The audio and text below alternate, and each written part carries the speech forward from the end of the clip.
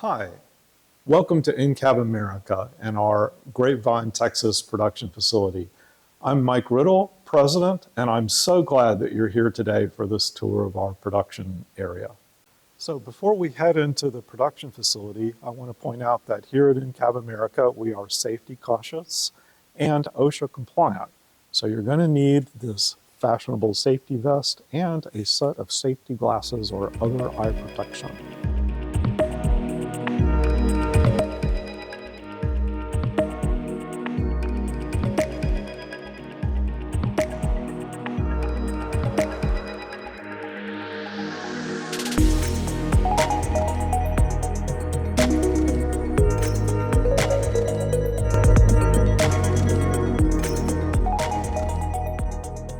So, the process of making fiber optic cable begins with the fiber itself.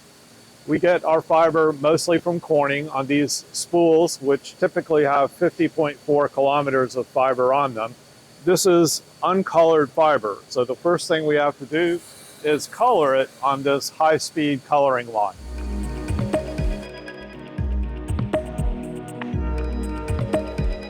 Next step in making a fiber optic cable is to take the fibers which you just colored and put them into a tube.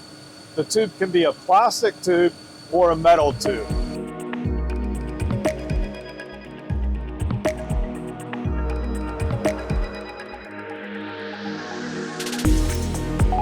This is our metal tubing line. We call it a FIMP line, for fiber in metal tube. Capable of doing up to 48 fibers in a tube. And we use this extensively with our OPGW.